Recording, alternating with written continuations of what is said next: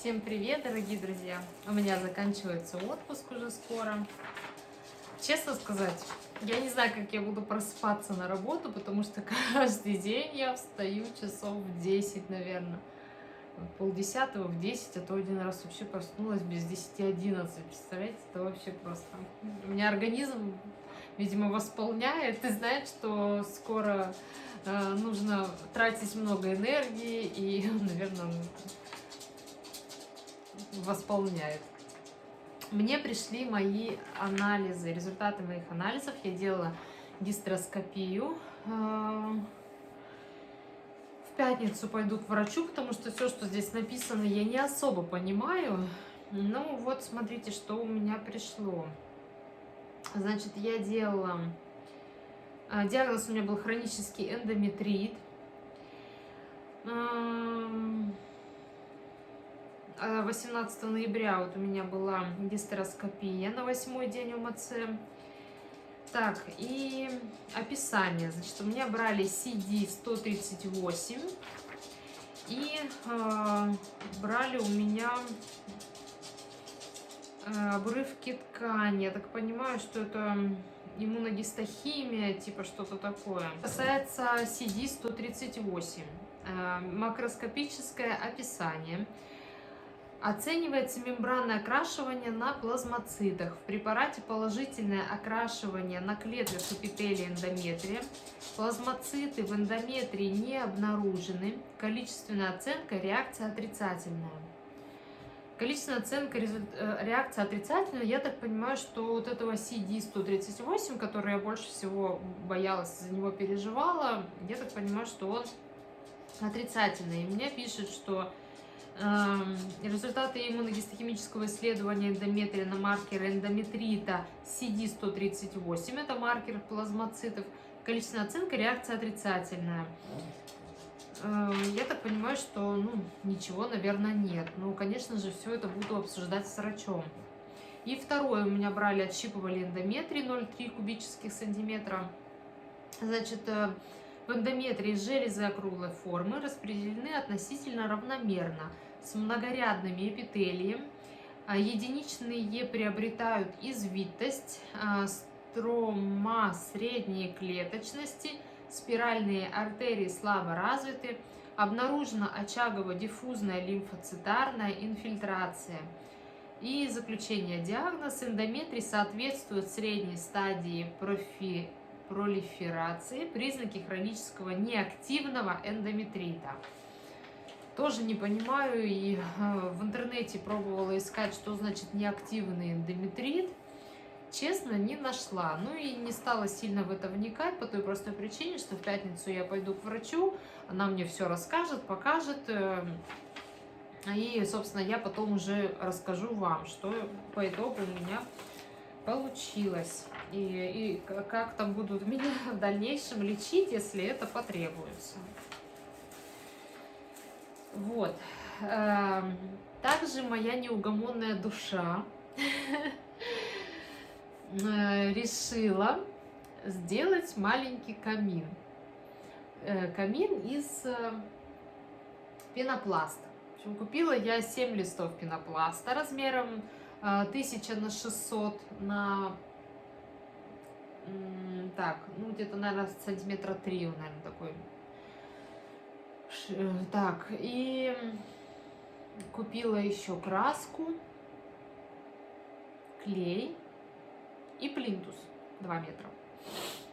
Вот буду пробовать. Я думала сделать его такой, типа 80 на метр. Или 80 на 80. Я думала 80 на 80 сделать. Но 80 на 80 у меня не получается, потому что метр, либо 60. 60 очень маленький. Низкий прям. Вообще ни о чем.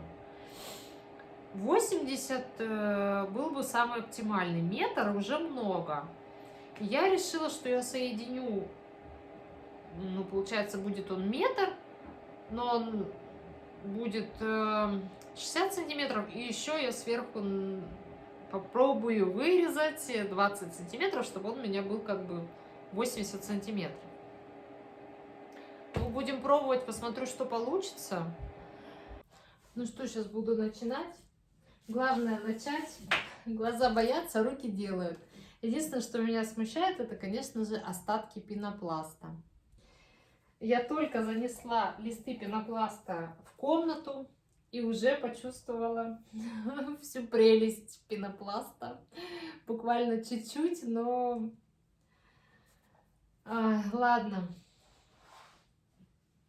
Будем пробовать. Так.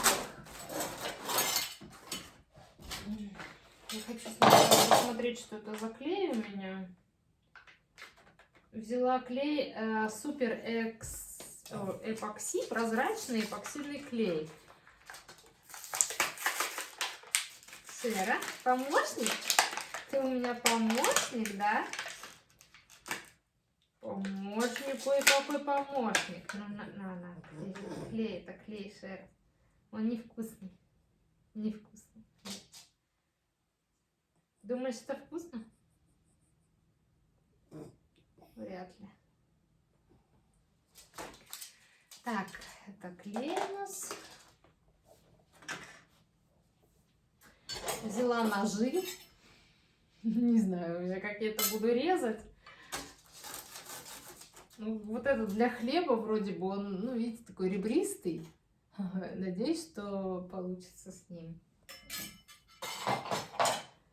Ну что, Шера, начнем делать камин.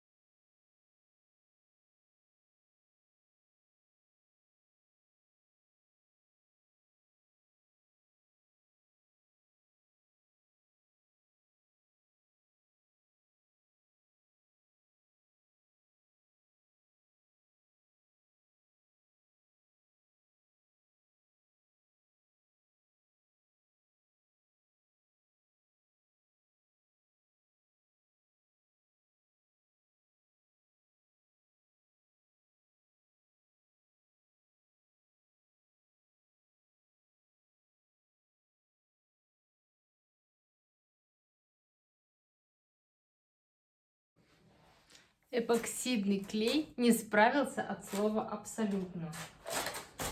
У меня ушло просто весь тюбик. Шер, отойди.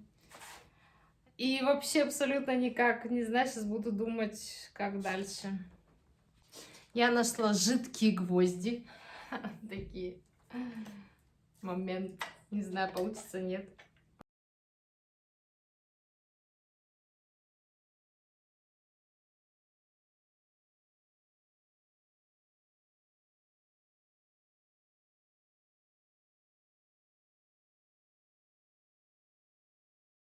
Жидкие гвозди тоже не справляются. Вообще не знаю, чем приклеивать.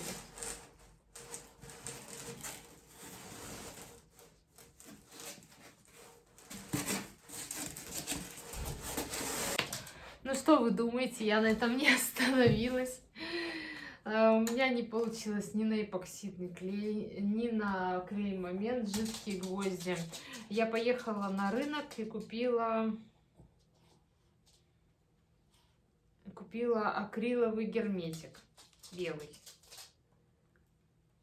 Посмотрим, что получится. Я уже не знаю, чем скреплять, что делать.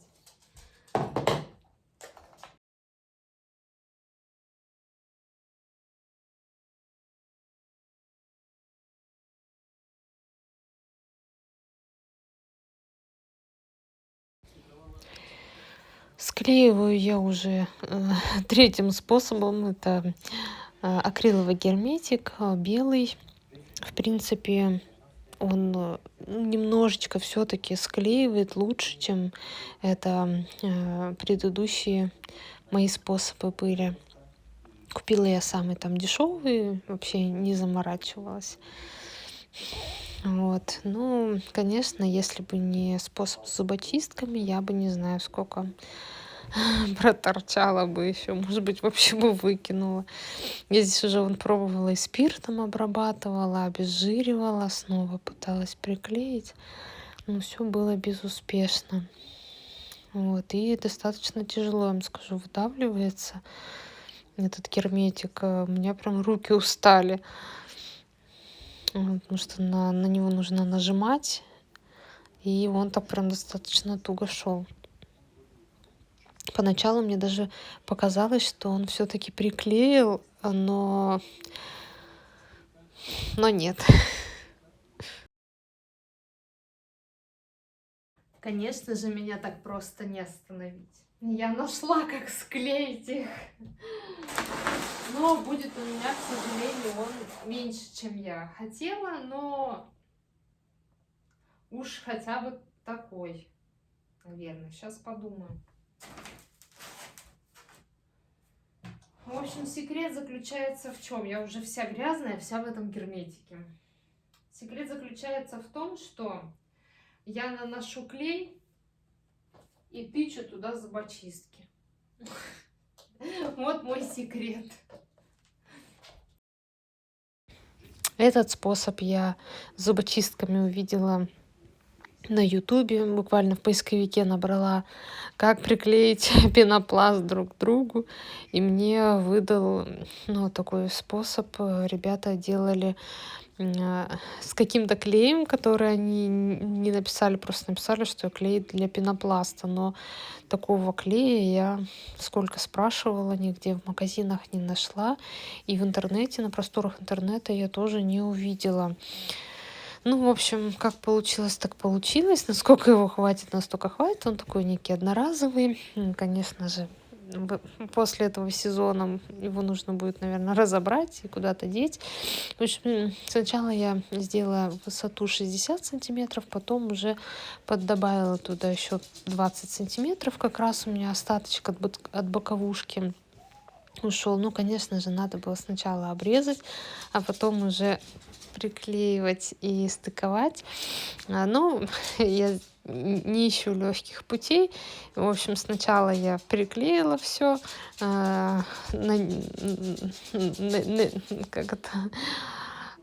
нанизывала туда зубочистки, натыкивала, а потом уже решила обрезать, конечно же. Рома мне потом сказал, что лучше было бы ножом канцелярским резать. Не знаю, я что-то как-то не попробовала. Мне в голову пришло только этот способ. То есть ножом кухонным. Что касается обработки его снаружи, я буду это все показывать в следующем видео, как я буду его доделывать, что буду с ним там делать, потому что мне надо некоторое время для того, чтобы придумать, имеется в виду, как лучше сделать, или так сделать, покрасить его, либо сделать под кирпичики выплавить, либо каким-то еще другим способом. В общем, все это я покажу в следующем видео. Сейчас я вырезаю очаг. Немножко там подкорректировала, потому что пенопласт такой достаточно пузырчатый и крошится. Где соединение, сразу говорю, что там везде где-то что-то неровно, какие-то щели видны, но я думаю, что это все можно будет исправить уже в процессе декорации. И это все я буду думать, чего и как. Вот. Конечно же, он уже видно, да, он у меня получился достаточно большой. Я рассчитывала на более меньшие размеры, но вот как-то так получилось. Конечно же, потом я это все исправила. Очень устала, если честно сказать, потратила столько времени на этот камин. И так, достаточно это трудоемко, я вам скажу, одному человеку прям тяжело, не то, что прям тяжело, но трудоемко. Особенно, когда нужно и выдавливать этот герметик, он туго выдавливается, и еще и нужно все что-то резать. Уже взялась и доделывала. Вот. Что касается внутренности, внутри пока еще не думала, что буду делать. Но вот на заднем фоне ветки елки я хотела тоже это как-то задекорировать на камин. Ну, вот буду думать еще. Пока точно не знаю. Ну, что я вам хочу сказать? Я его собрала, и он получился капец какой огромный. Меня Рома прибьет. Ну да ладно. Он такой временный, его, в принципе, можно будет в любое время убрать. Я вся грязная. У меня все вообще здесь в пенопласте. Что я сейчас еще мне надо сделать? Это... Ну, или я, наверное, Рому дождусь уже. Надо сделать будет по краям плинтус. И вот здесь тоже надо будет сделать плинтус. И еще надо будет мне вырезать под кирпичики. Буду пробовать. Для начала я здесь все, конечно, уберу, приберу и лишнее выкину. Не могу я. У меня все к ногам прилипает, я вся грязная. Ну что я могу сказать, ребятушки? Он получился огромный. Вообще. Хотелось, надо было его уже сделать. Получается, в высоту идет 80, ну плюс вот эти вот 85, вот. В ширину 60. Ну, я думаю, что, наверное, поуже просто его сделать. Вот видишь, он здесь широкий. Я его, наверное, в 2 раза вот так вот меньше сделаю. Ну и здесь, соответственно, подрежу. Вот. Я, конечно же, не успокоилась. И я его обрезала наполовину. Здесь 23 сантиметра, но плюс эти, ну где-то 25, ну, может быть около 30 с погрешностью. Как-то так. Буду, конечно, его еще дорабатывать, доделывать. Края как-то обрабатывать надо будет придумать, чтобы от него не было вот этого мусора. Сейчас буду это все убирать.